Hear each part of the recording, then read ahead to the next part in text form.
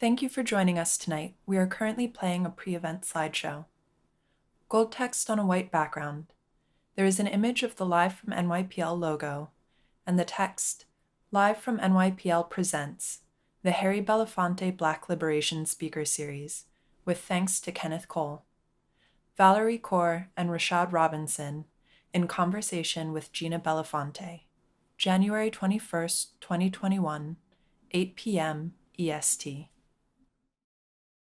The next slide features recommended reading. The Schomburg Center Black Liberation Reading List. Explore essential titles selected by the library's Schomburg Center for Research in Black Culture, as it marks 95 years of collecting and preserving Black history, arts, and culture. Available on Simply E and from the Schomburg shop. Explore the list at nypl.org/Schomburg95. The next slide contains Live from NYPL upcoming events. Thursday, January 28th at 8 p.m. EST. The Harry Belafonte Black Liberation Speaker Series. Amber Ruffin and Lacey Lamar with Allison Stewart. Amber Ruffin, a Late Night with Seth Meyers writer and host of Peacock's The Amber Ruffin Show, and her sister Lacey Lamar, tell crazy stories about racism. Monday, February 8th at 8 p.m. EST. My Year Abroad, Chang Rae Lee with Paul Yoon. Called one of the 20 writers for the 21st century, Lee explores the effects of cultural immersion, Western stereotypes, Eastern attitudes, global trade, mental health, parenthood, and more. For more information and to register, visit nypl.org/live.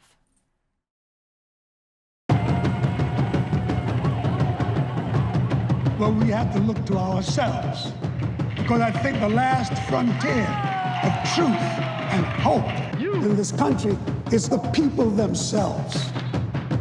Somewhere in this moment, my soul, somewhere in this moment, all that I had known, all that I had felt, all that I had experienced, commanded me to say, what do you do now?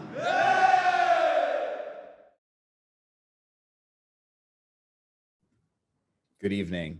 Thank you for being with us. My name is Brian Jones.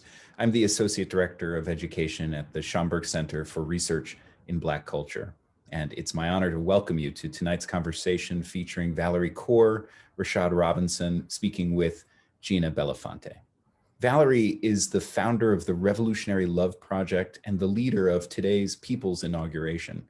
Rashad is the president of Color of Change, and Gina is the executive director of sankofa.org. You can find their full bios on the event page. Their conversation tonight is another installment in the Harry Belafonte Black Liberation Speaker Series, generously supported by Kenneth Cole. The New York Public Library presents this series to honor Harry Belafonte, actor, singer, producer, director, and activist. We at the Schomburg Center are proud to steward the Harry Belafonte archives, in a sense, bringing him full circle back to where he got his start as an actor in the Schomburg Center's historic American Negro Theater.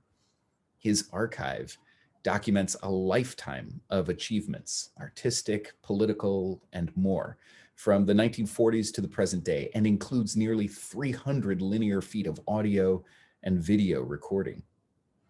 We continue to be inspired by Harry Belafonte's example, and our education department works to make the American Negro Theater and the larger Schomburg Center spaces that continue to nurture new generations of thinkers, artists, and changemakers. Before I turn it over to Gina, let me offer a few quick housekeeping items. This event is being recorded, but not you, only what you see on the screen.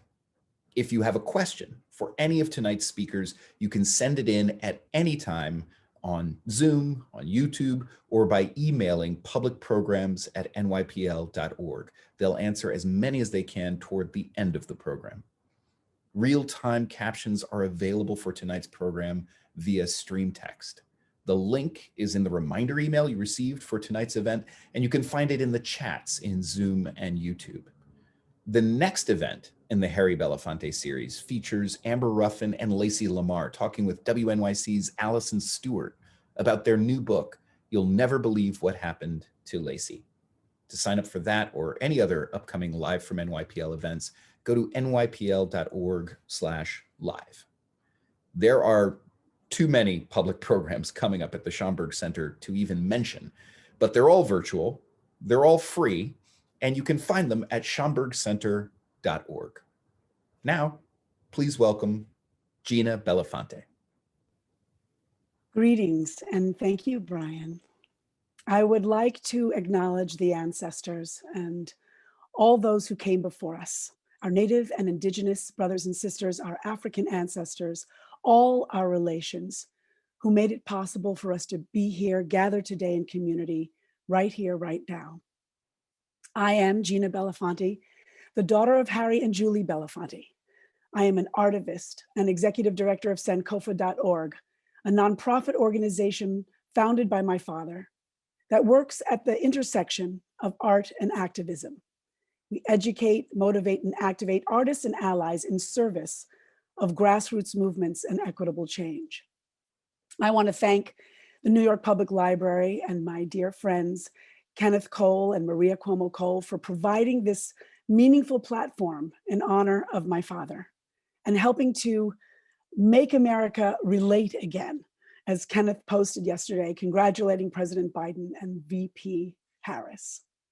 This is such a special opportunity to download on the historic, inspirational inaugural events of the last 2 days with my friends and colleagues, Valarie Kaur and Rashad Robinson, two esteemed contemporary leaders working in the spirit of Dr. King, bringing multiracial and biopic communities together to reclaim our democracy.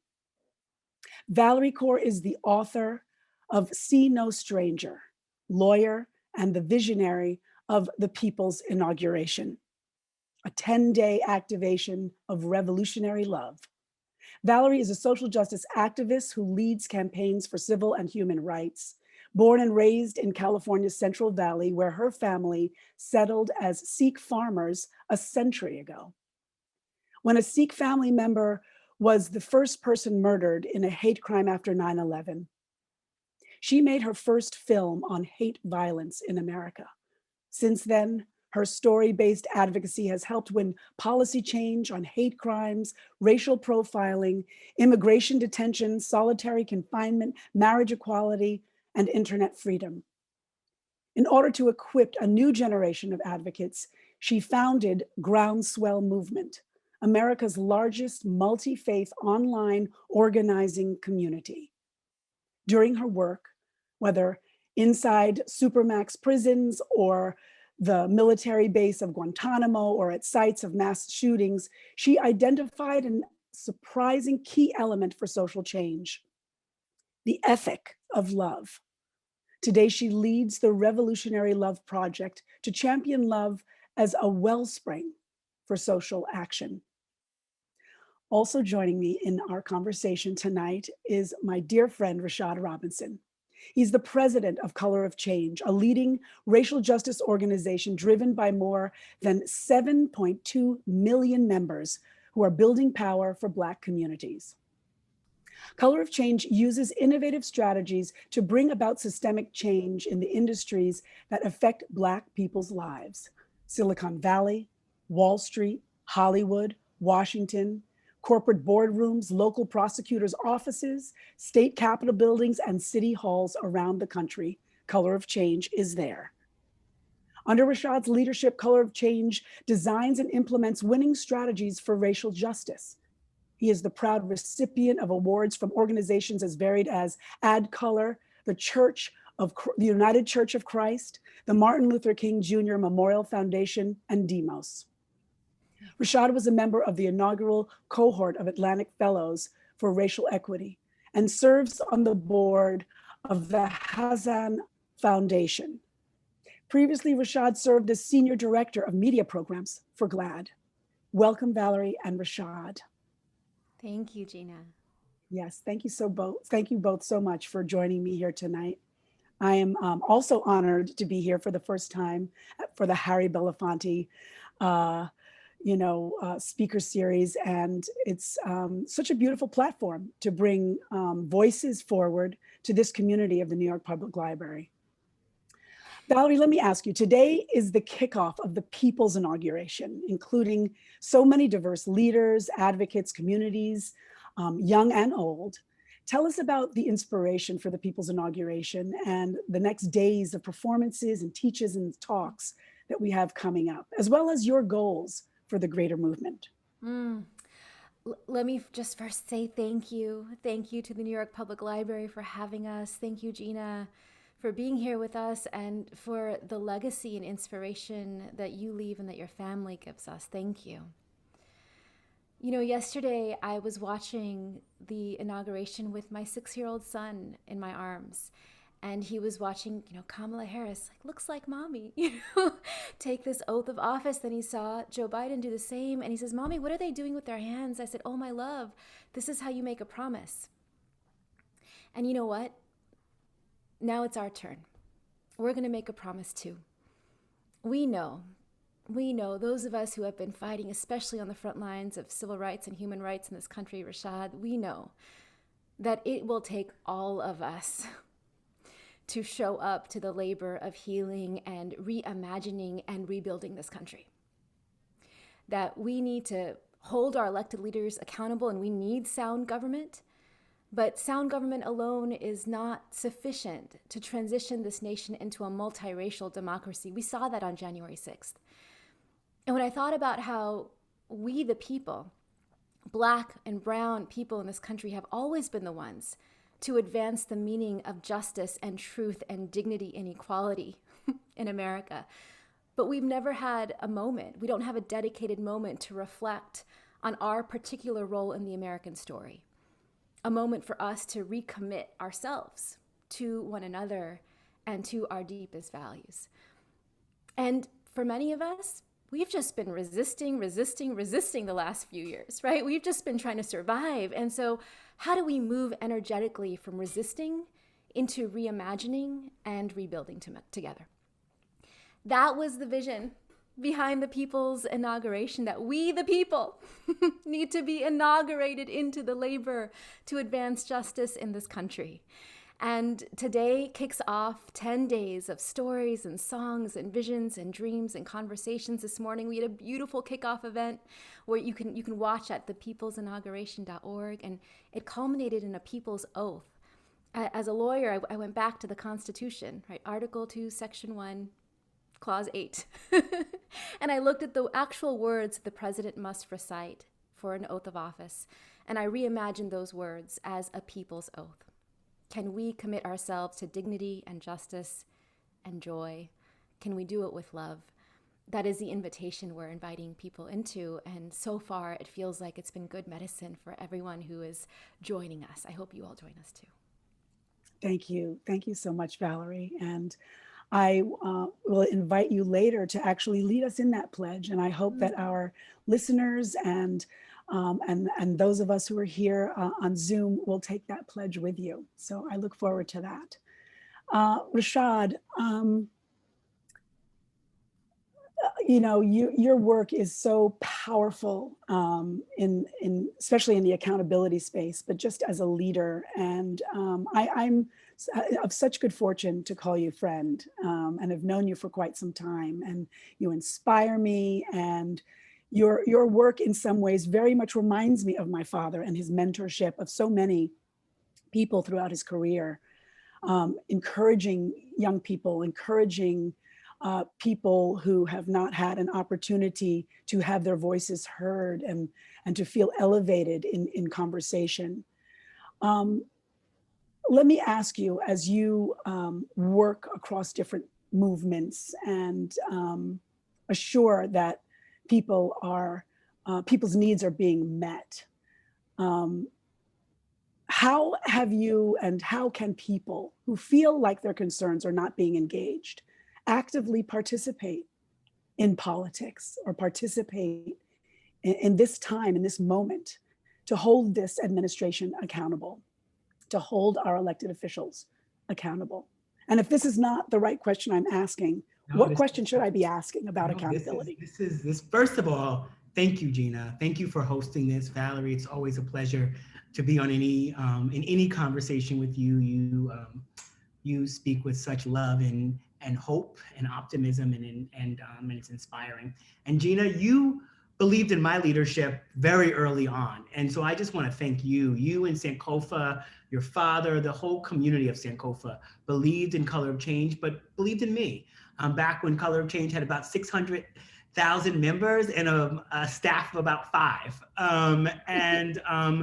And so you saw something in the model, in the potential of what it could mean to translate presence and visibility into power, with power being the ability to actually change the rules, right? How do we move from the visibility that Black folks have in the world with a deep recognition that presence is not a bad thing? But when we mistake presence for power, we can think that we've done something that we haven't actually done. We can mistake a Black president for thinking that we're post-racial. We can mistake the celebration of Black culture and Black celebrity for thinking that America loves Black people as much as America loves Black culture. And what we all know, and what we should know, is that America can love, celebrate, and monetize Black culture and hate Black people at the very same time. And those two things don't have to be in conflict. And so what we try to do every day is, through strategic campaigns, give people an on-ramp to be powerful. So when you ask the question, how can people get involved? What we try to do is help people make sense of the injustice in the world and translate that work into the most strategic places. And so if you're looking at the criminal justice system and you're sort of seeing the challenges, what we've tried to do is help people see those moments, respond to them in very clear ways, but then channel that energy collectively towards district attorney races, towards police unions, towards the places that need to actually feel the pressure of organized people to make change. We are a country that fought a civil war to keep slaves. The undoing of the systemic injustice is not going to happen overnight, right? Inequality is not a car accident.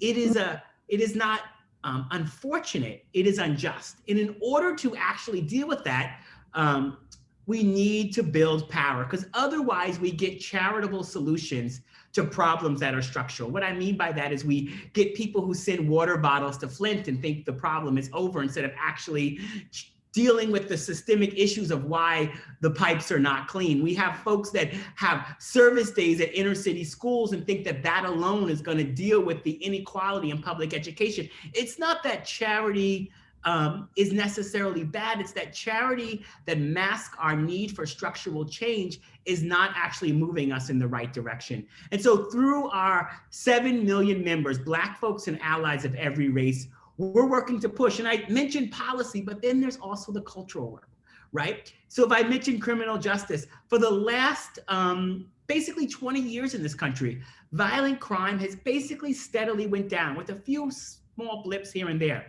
But according to Pew Research, most Americans think that violent crime is going up. So that gap between perception and reality is fueled by the images and the stories. It means that when people are demanding things from the police or demanding things for a justice system that they think is serving them, they're actually being sent those messages through the media that they're covering. So we worked with the Norman Lear School at USC and produced a seminal report on crime procedural shows. And then we're now working and pushing. We've been in the writer's room for over 20 crime TV shows. We worked to force the TV show Cops off the air and the TV show Live PD off the air, because that wasn't reality, even though they called it reality.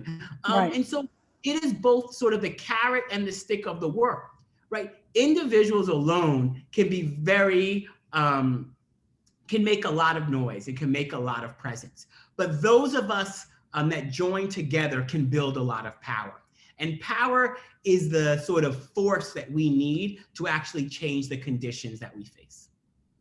Absolutely. And you've shut down quite a few shows and commentators, and we're all the better for it. So thank you for that work.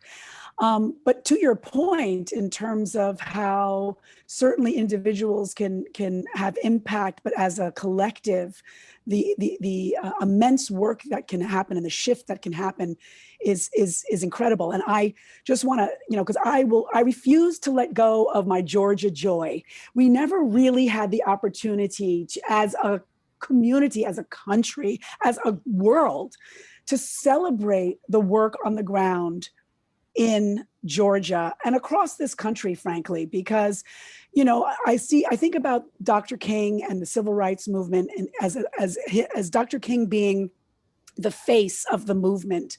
But he even himself, even in accepting his Nobel Peace Prize, made it very clear that there were many people involved, and there are many people involved in a movement.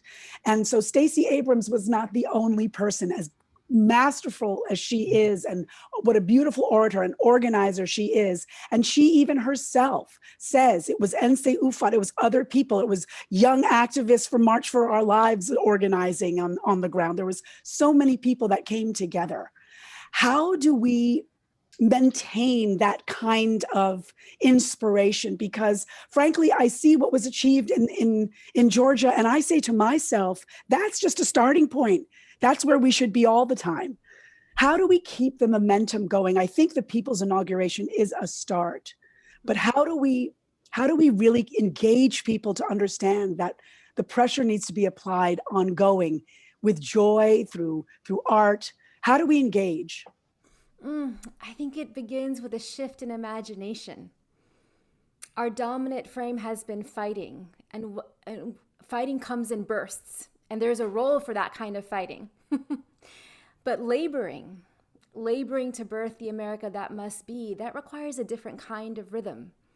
It requires a breathing and a pushing and then breathing again.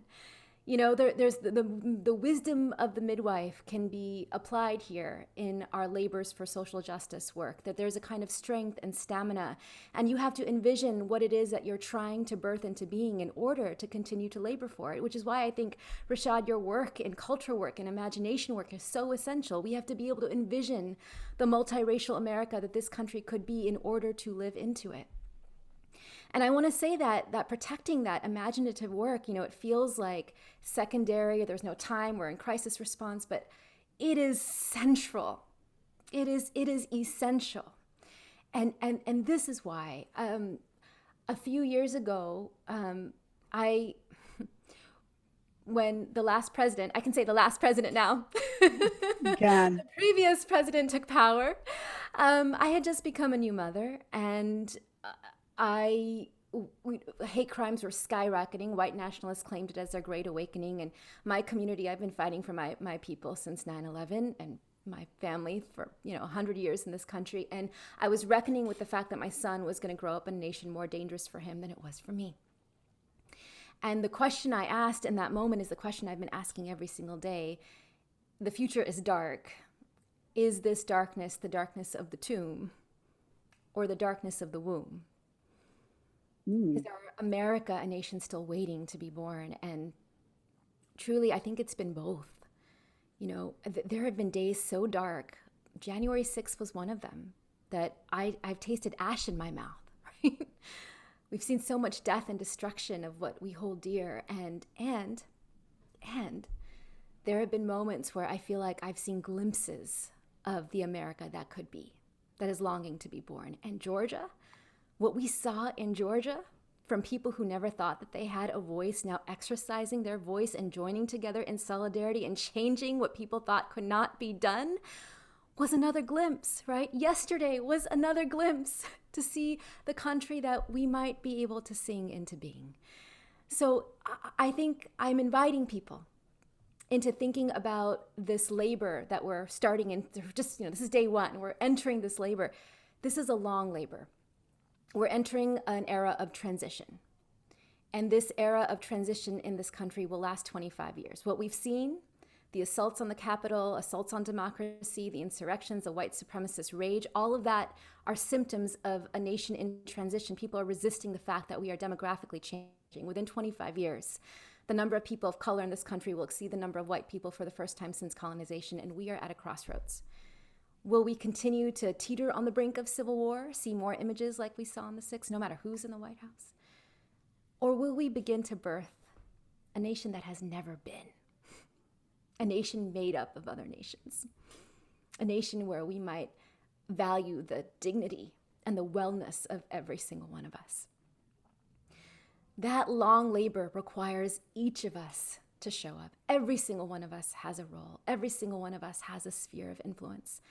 There is no institution in this country, not the criminal justice system, not the policing system, my kids' school, our house of worship, the film industry. There's no container for community that doesn't need us right now to transition it to being a place that is truly anti-racist, equitable, and sustainable. So if we all have a role in this long labor, and this is the work of our lifetime, then how do we stay in the labor? And my invitation is to say, oh, my love, the way that you stay in the labor is not by operating out of anxiety or fear or dread or despair. The way you do it is by harnessing the ethic of love, laboring in love, love for yourself, love for others. Let love sustain you in that long labor. And yeah, that's what the People's Inauguration is, inviting people into this kind of orientation for the era that we're walking. It's so, I lecture about and talk about so much nonviolence and being a student and practitioner of it. And it is so much of the beloved community that I think Dr. King and many of us hope and dream for. And, Rashad, I'm wanting to when I think of nonviolence and being a student of it, it is a practice. It is a philosophy and it's a way of life. You need to be a student of it. It's not something you sort of put on a little bit and then sort of take off. So I'm thinking, how do we keep dreaming and keep visioning, but how do we move beyond the dream and beyond that and actually engage in the building part? So, our electoral work, inside of our political action committee, centered Black joy. And a lot of our work centers Black joy. And we talk about Black joy is not the absence of pain, but the presence of aspiration, not what we are fighting against, but what we are fighting for. And we try to bring people together in community, right?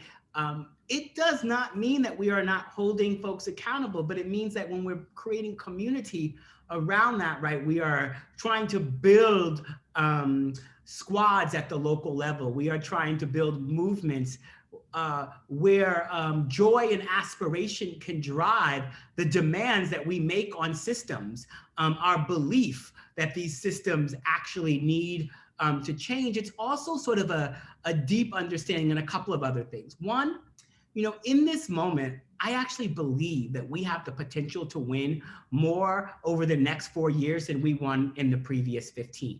Now, potential possibility is only a piece of the puzzle, right? But I do believe that what we are seeing right now is the result of movements that have been growing and building leadership, building demands, building infrastructure. And Gina, you've absolutely been part of that, right? We have watched over the years as we have grown. I remember this summer during some of the uprisings in LA, and I was seeing some of the sort of police violence. And that evening I called my dear sister, Patrice Cullors, one of the co-founders of Black Lives Matter, and just to check in.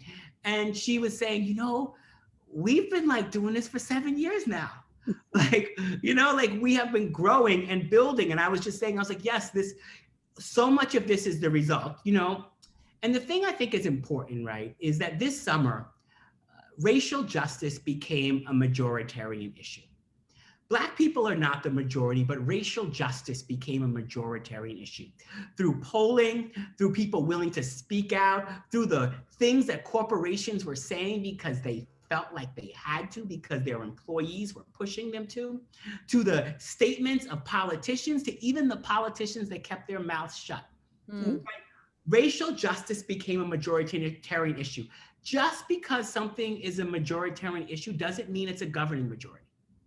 And part of the work ahead is translating what is a majoritarian issue into a governing majority. Because you mentioned Georgia earlier, but like if I think about just this entire electoral season, I think about all the ways in which racial justice is a force multiplier for change. Remember when many people thought that the best we could do in activism was clap outside of our windows for the essential workers who were getting us through, or uplift investigative journalism. It was racial justice that moved people to the streets. It was actually racial justice, if you look at those numbers, that led to the spike in voter registration among young people that powered this election season. Racial justice is not just about fighting racism. Racial justice is our best player in undoing all of the norms and practices that have got us into this place. The reason why we don't have a true democracy is because of racial injustice. The reason why we have problems with our climate and all the ways in which our systems are broken is because of racial injustice. We do not get racial justice out of a true democracy. Racial justice is the driver to get us a true democracy. And so we can't bench our best player moving forward, right? We can't put it aside and think that we center racial justice because it's simply the moral thing to do, or that it's the charitable thing to do, or it's the thing we do because we don't want to get in trouble with the Black and brown people. It's not simply virtual signaling. Racial justice is strategy. And that is how we actually have to think about the path moving forward. Because not only if we want to leverage the most powerful, motivating force we have right now in this moment, but also if we want to center the thing that actually gets at the norms and the practices that have far too often held us back, we have to bet on racial justice as a driver. And then of course, we have to center joy and love and all of the sort of emotional aspects that allow us to bring people in, to make people feel whole, to make people feel part of a community that can power it. But that has to be sort of the way in which we win. It's not that there will not be people that will fight against us. But going back to where we were 7 years ago, where saying Black Lives Matter meant that you were racist, to seeing Black Lives Matter pulled up on signs and put on streets in front of government buildings, racial justice is persuasion. It's the ability to move, to gain, and to actually move people to a place where winning the right way is more possible. And so all of our work is centered sort of in that space and in that realm. And that's why, whether it's the work to win on progressive prosecutors, whether it's the work to hold tech companies accountable for the misinformation and disinformation that's pervaded our spaces, the reason why those folks at Facebook and Twitter feel like they have to call back my scrappy, well, not so much scrappy anymore, but formerly scrappy racial justice organization, why they have to call us back is because of racial justice. And so I just want to share that with us all as we think about sort of what is the path forward and what does winning look like. And then the final thing that I will just say is, how does that then translate? Because that's at the heart of your question. So the things I've been saying to the folks at inside of the new administration that have been reaching out, from the new cabinet members like Janet Yellen, who I've spent time with, and to all the folks leading on the transition and others, is being very clear that budgets are moral documents. It is not enough to say that you want to stop prosecuting drug offenses in poor communities if all your money is still in the budget to do that, right? It's not enough to say that you actually want to support Black and brown businesses through COVID if your money is not actually put there. And so that's also where the rubber once again meets the road. Racial justice can't just show up in speeches. It has to show up in budgets. It has to show up in enforcement, right? It's not enough to pass minimum wage if we end up not having the infrastructure to enforce it, to amplify it, to do all of the work. And that's once again why racial justice has to be centered, because we can't have people in power that have to be convinced that wage theft on women of color will happen. We actually have to have people that hear about it, know it happened, because maybe somebody in their family or maybe themselves have actually been a victim of it. All of those things, once again, are part of how, when we build power around racial justice, we build the power infrastructure to actually win. Thank you. I am drinking that Kool-Aid for sure. That is very, very powerful. And I hope folks have been listening very closely to both Rashad and Valarie, because one thing I do know about the beloved community and being nonviolent is that it is not passive by any means. And I just want to thank you both, Valarie and Rashad, for your leadership and the engagement of communities of color through the country to become and stay involved in our democracy. And I really, really appreciate all the work that you both are doing. We can't underestimate the power of bringing communities together and inspiring through the power of truth in story. And as part of our engagement in the greater good, we need to further ease access to storytelling, and supporting, of course, our libraries are a way to do that. And it's very, very important for us to do that. And I want to once again remind everyone to seek out, no pun intended, Valarie's book, See No Stranger. And Rashad, do we have a book coming from you? Yes, I actually have the same publisher, One World, as Valarie. But you know, it's coming. I am writing it, and it is happening, and I've got some chapters to turn in. But you know, there's not So I don't have a publishing date. But once there is a publishing date, but you know, there's a lot of robust weekend work happening for me that Well, that's I'm so excited. I can't wait. I'm not really very much of a reader, but I'm going to become one with both of your books now. And I want to thank the New York Public Library again for this forum, and for their everyday educating and empowering us into light. And of course, thanking Kenneth Cole. Thank you so much also for supporting this. And as our young poet laureate said, if only we're brave enough to see it, if only we're brave enough to be it. So I would like to transition into inviting those of you who may have already sent in questions or have questions to begin to formulate those, and to share them in the chat and send them to the folks who are helping us, so that we can engage a bit of a Q&A. Before we do that though, or as we do that, Valarie, there was a song that was gifted to the People's Inauguration and the movement that you're doing. Can you tell us a little bit about the song, and perhaps we'll get an opportunity to listen? Yes, my dear friend, and you know, when I was in college, I just listened to her music at all times. So, feminist icon Ani DeFranco, now my dear friend, read See No Stranger and was moved by the call to love. You know, I don't talk about love as a rush of emotion. I talk about love as labor, fierce, bloody, imperfect, life-giving. It's a choice we make over and over again. And when we love like that without limit, you know, love becomes revolutionary. And so she took those words, and she and Justin Tranter, Grammy award-winning singer-songwriter here in LA, got together with a lot of different kinds of artists, and together they wrote the song, they sang the song, and it's called See No Stranger. Great.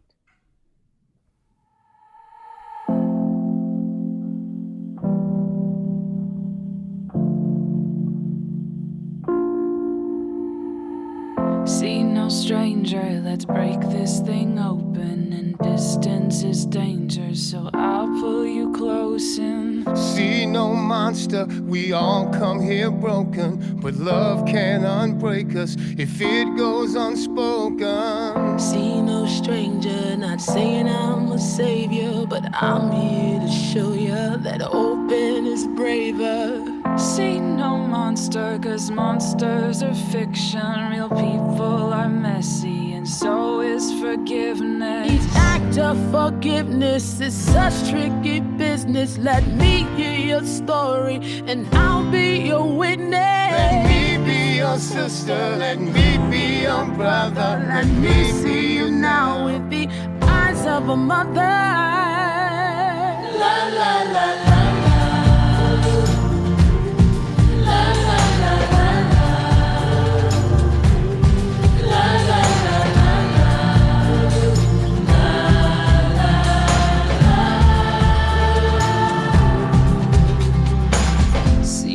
Monster, just more learned behavior.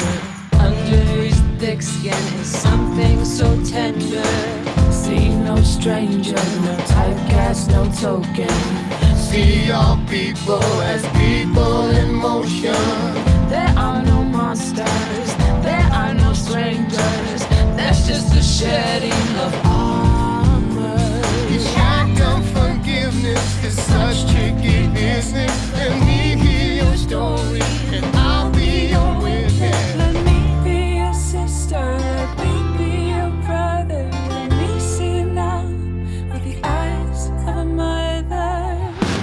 La la la la la. La la la la la. La la la la la. La la la.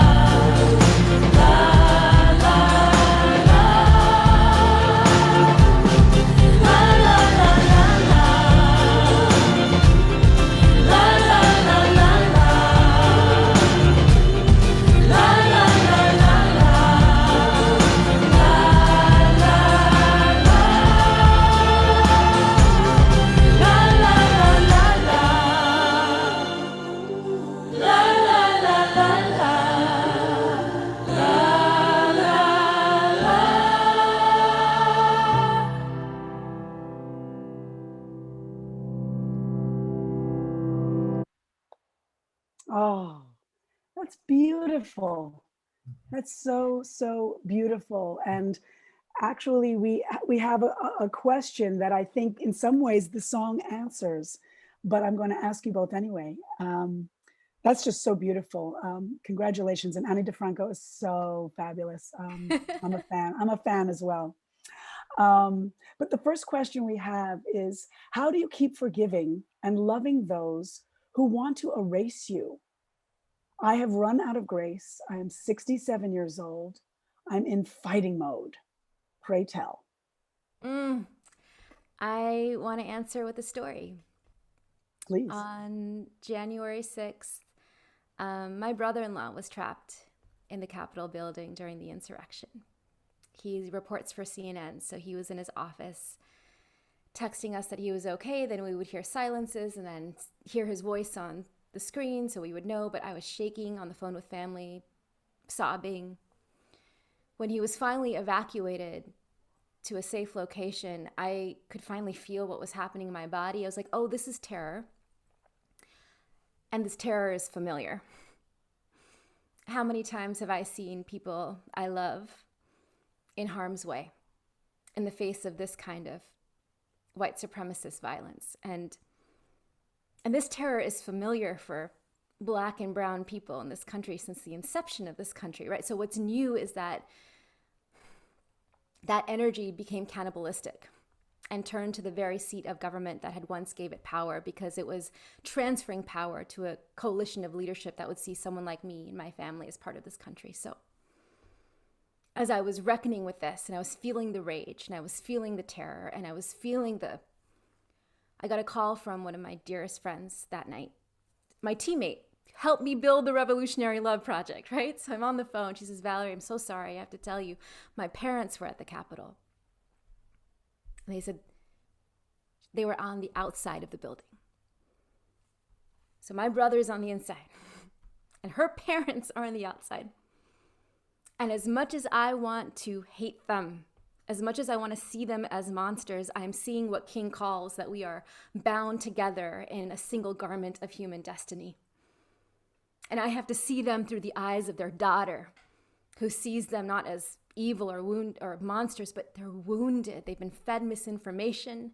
They have deep implicit biases. Their white nationalist aggression is a symptom of unresolved grief. They are grieving the notion that this country ever belonged just to them in the first place. That doesn't make them any less dangerous. But seeing them through her eyes allowed me to resist the impulse to dehumanize them. Everyone has different roles in the labor. It's probably not my job to tend to those wounds. But it might be my friend's. It might be hers. I talk about revolutionary love as love for others, our opponents, and ourselves. And there's those of us carrying trauma right now that we need to love ourselves well enough to survive, right? That's where my family has been the last week. There are those who are in a position to love others, like my friend has been doing for me. And that there are those in the position who can reach out to those opponents who would never talk to someone like me and invite them into a relationship that might lead to transformation. Because those millions of people out there who saw what happened on January 6th and applauded it or thought it was okay, they're still part of our country. They're still part of our family. And if we can get to the point where with 25 years, we cross the threshold, we've got to bring them along. So when Dr. King calls for the beloved community, he's inviting us to create a space where we see no stranger. And that practice of love, that is hard. That is muscular, that requires intention, that is labor. And it can only be done in community.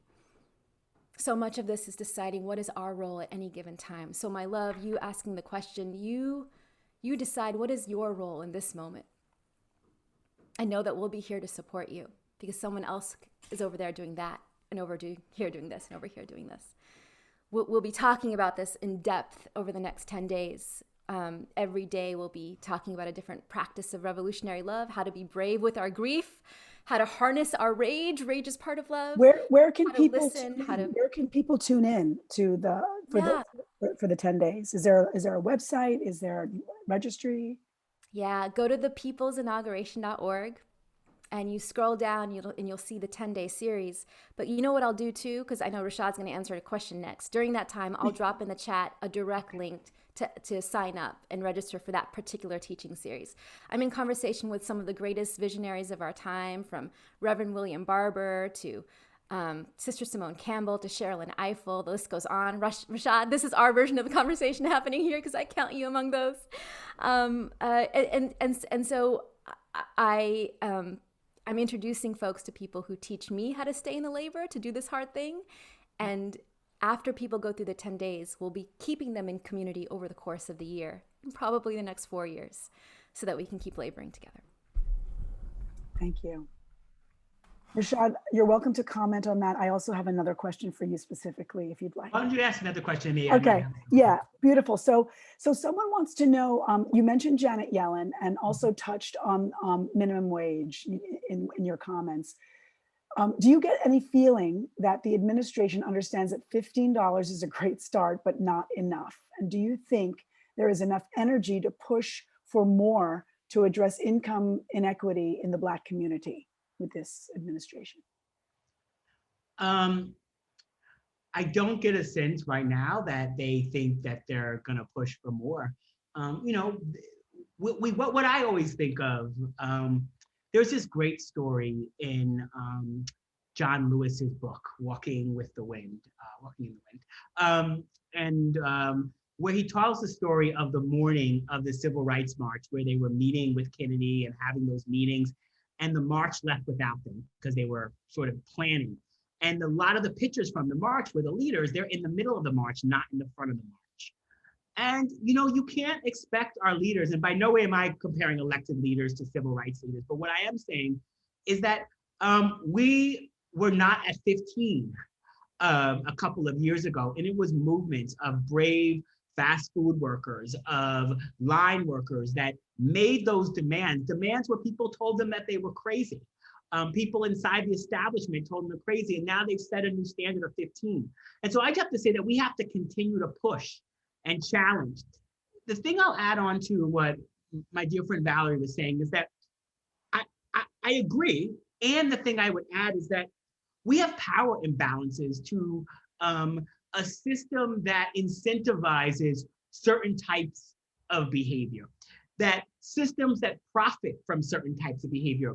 You know, after Donald Trump was elected, we started to see that rise in white nationalists, and we started to do research along with the Southern Poverty Law Center. And I was going to those websites of Richard Spencer and other places along with my staff, and we could see that you could put your credit card number in, you could put your PayPal number in and donate money to the white nationalists. So we started calling around to these credit card companies. And you know what the credit card companies told us? You got to go talk to the banks. And you know what the banks told us? You got to go talk to the credit card companies, right?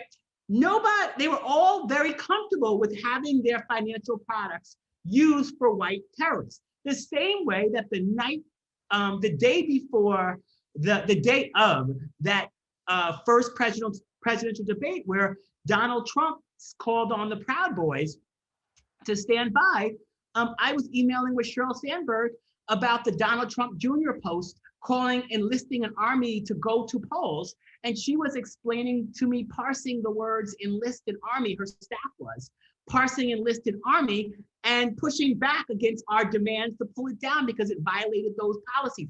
People will be very comfortable with profiting and allowing for these sort of things to exist.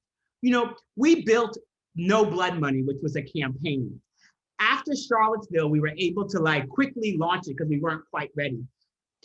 All of a sudden, when we launched it and started calling out those companies publicly after trying to push them behind the scenes, all of a sudden, they started sending us lists of white nationalist groups they could cut off. They didn't tell us we had to go to the banks.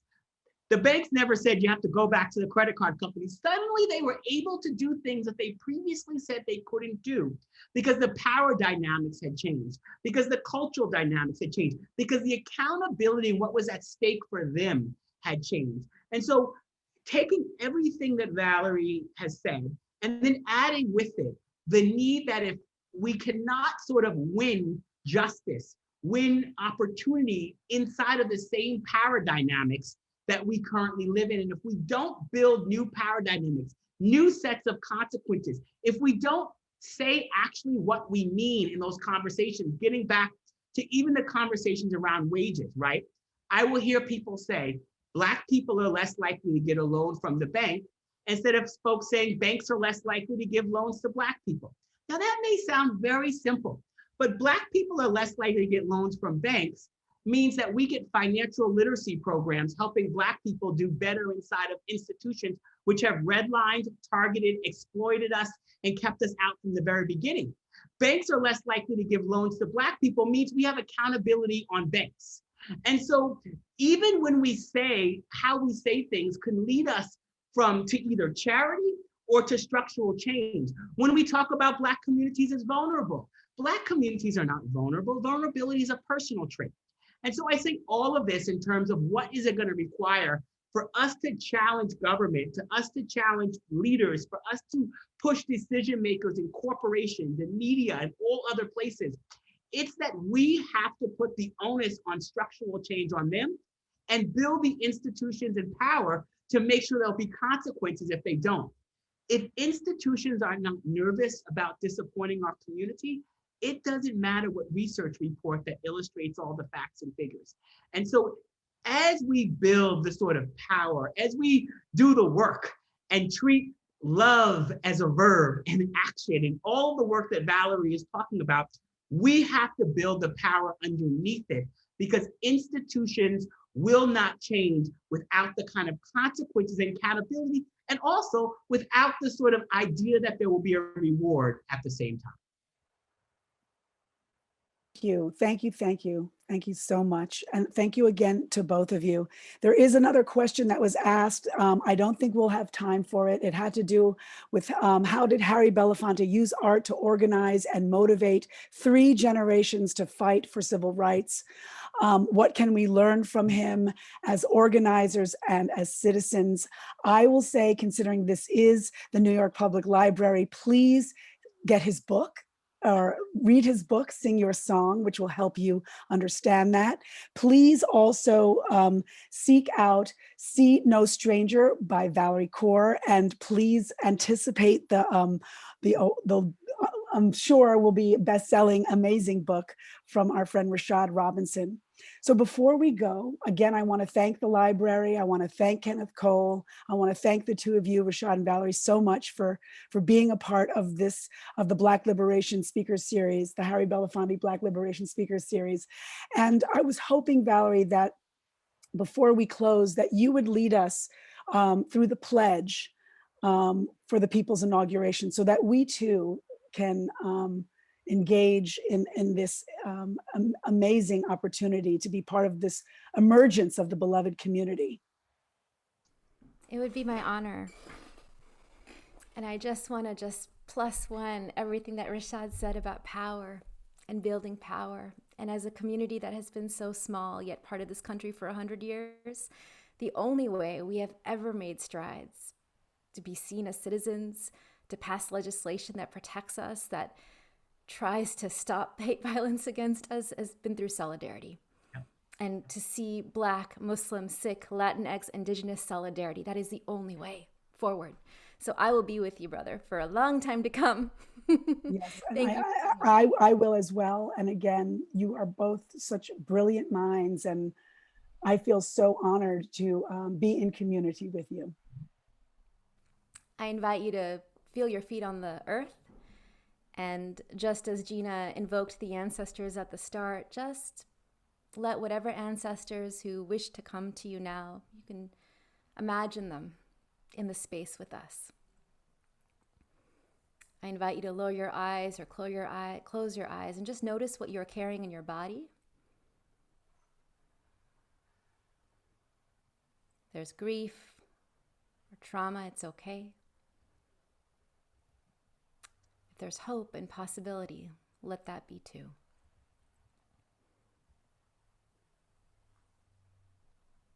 I ask you now, as we're about to step into a new era, what have you been carrying in your body that you may no longer need?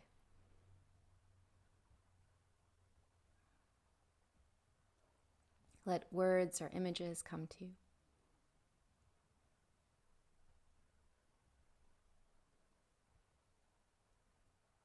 And now I invite you to imagine the new era we're stepping into, and what are you ready to claim?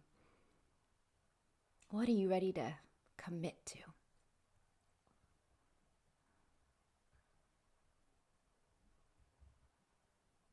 Good. Let words, images come to you. And now I invite you very slowly to place your right hand on your heart and your left hand over that. And if you'd like to just let the words wash over you, you can do that. If you would actually like to take your oath with me and recite it with me, you can do that too. I, Valarie Kaur,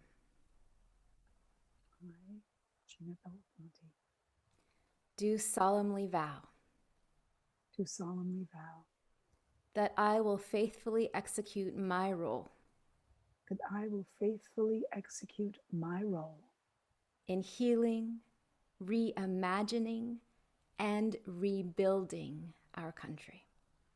In healing, reimagining, and rebuilding our country. And will, to the best of my ability, preserve, protect, and defend. Preserve, protect, and defend. Dignity, justice, and joy. For myself and for all around me.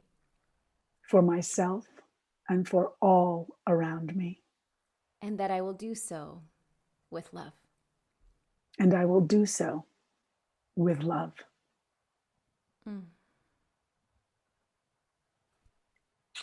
Thank you so much. You have been inaugurated. How does it feel?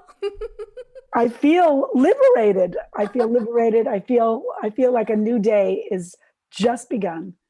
In each moment, we can find hope. In each moment, we can create a new beginning.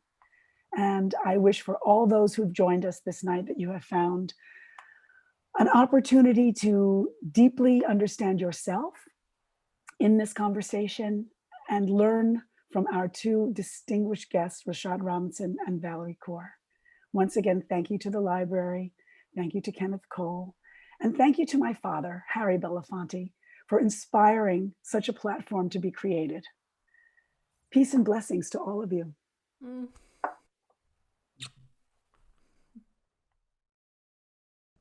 Thank you for joining us tonight. On screen, we are playing a closing slide with the New York Public Library Lion logo. Learn more about the New York Public Library, nypl.org.